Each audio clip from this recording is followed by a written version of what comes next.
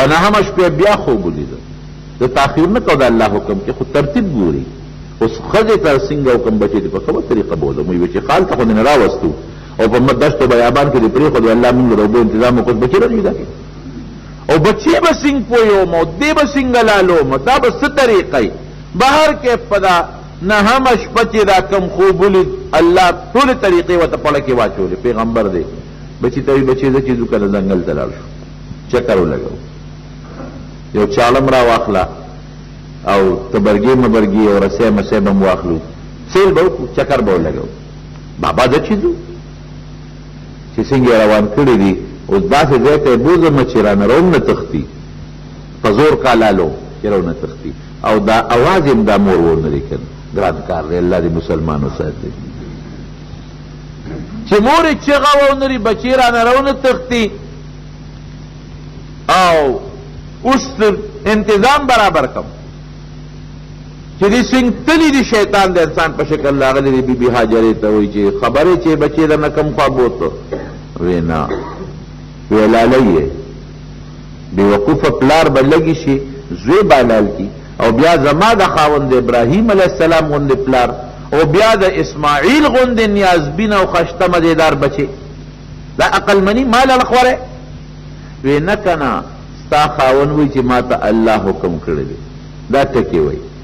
وی چې الله ورته حکم کړی دی زما له طرف نه پکې هېڅ رکاوټ نشته یو زر زره دی لالي زه خبیثه د شیطان معلومېږي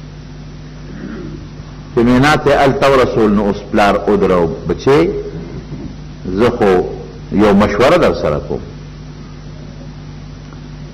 ما ته خو انی ارا فی المنام انی اذبحک د پیغمبر خوب وحی ما ته خو الله دا حکم کړی چې تا حلال کړم څنګه څه به کوو څه تا سره مشوره کوو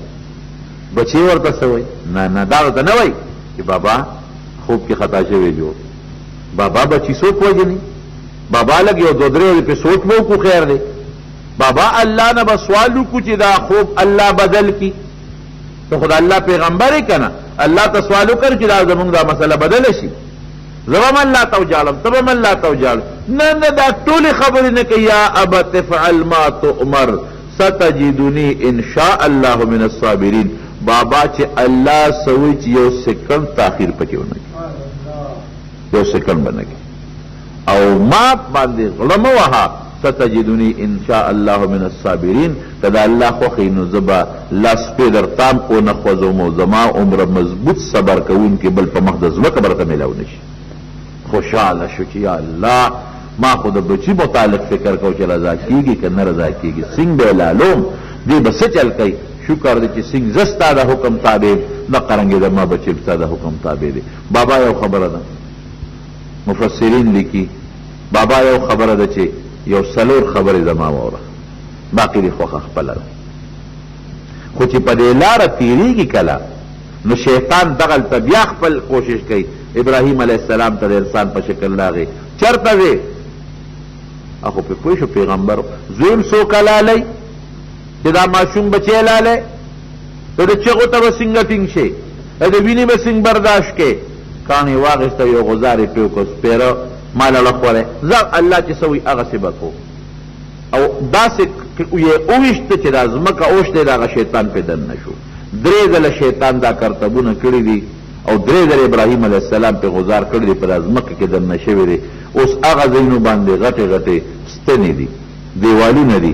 جمرات ورته ویل کېږي حاجیان چې لاړ شي د ابراهیم علیه السلام هغه ادا الله ته خوښه ده شیطان نشته چې ته شیطان پولې او نه دا شیطانان دي برجې دي دیوالونه دي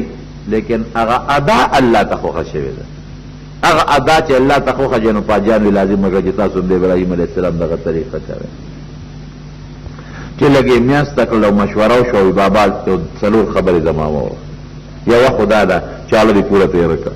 چې د الله حکم کې ناراضګي را نه شي پوره تېره کړه چاله نمبر 1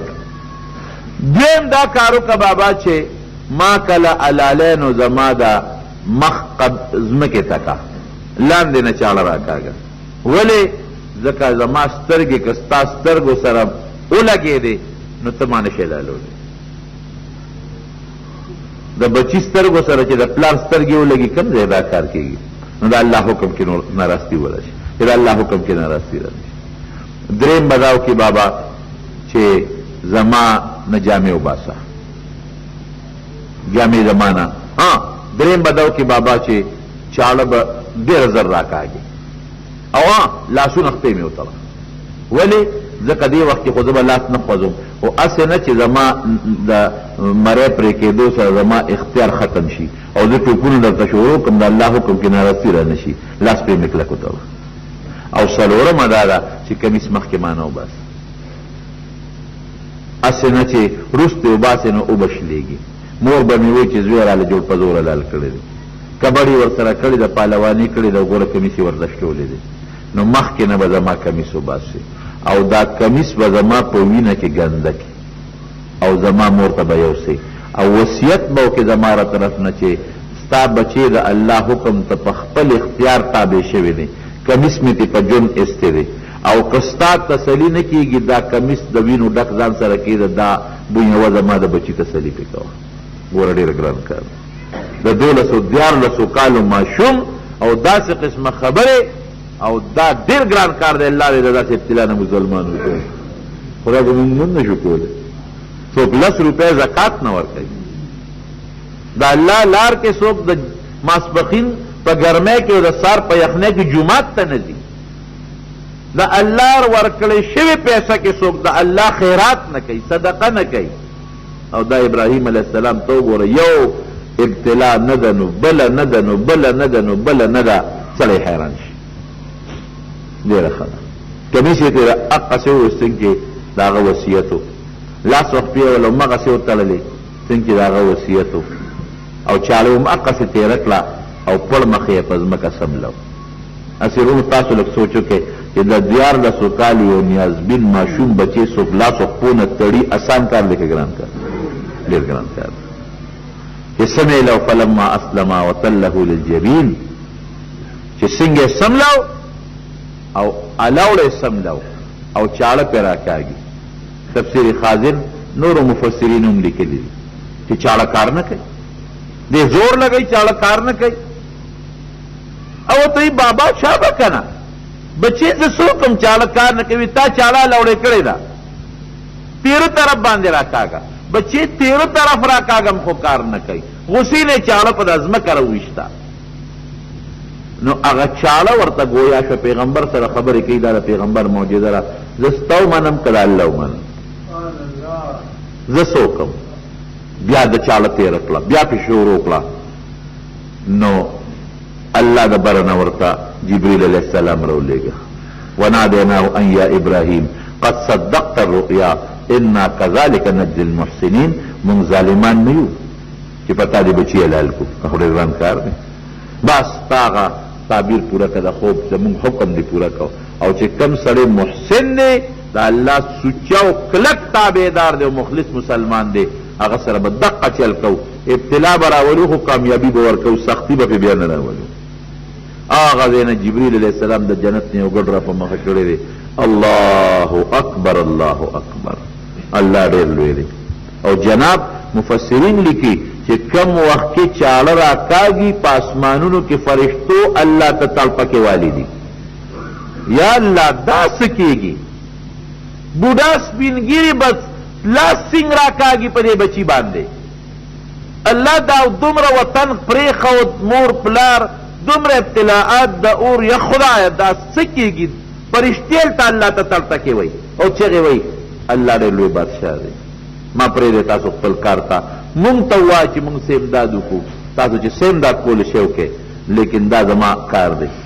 ګډ جبریل علیه السلام راځغلي الله اکبر الله اکبر ابراهیم علیه السلام خو چاړه راکاږي اسماعیل علیه السلام وایي چې بس اوس به زما مرۍ پرې کېږي لاندې نه چغه وایي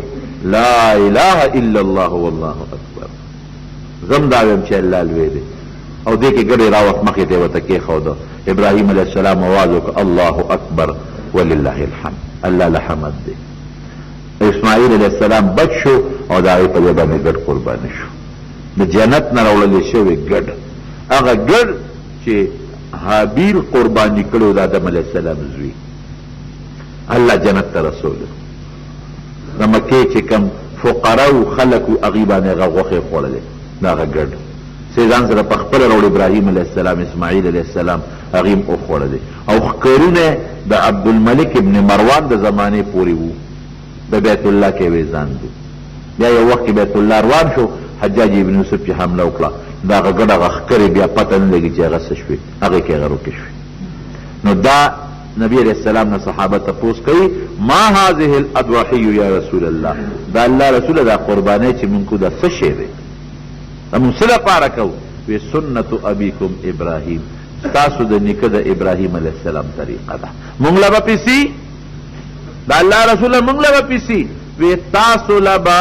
دا ہر گڑ دا وڑے پا ویختو او دا ہر چیلی دا ویختو پا ایوس کی یو نیکی در ملاویگی او نبی علیہ السلام فرمائی کہ دا قربانے وینا لا دا ساروی دا مرین پزمکا نی پیشوی کہ دا اللہ پا دربار کی قبول شوی او نبی کریم صلی اللہ علیہ وسلم فرمائی کہ پدے لسو روزو کے دا ذی الحجے دا قربانے دا اضحیے دا قربانے نا بہترین عمل دا اللہ پا دربار کی بل نشتا دے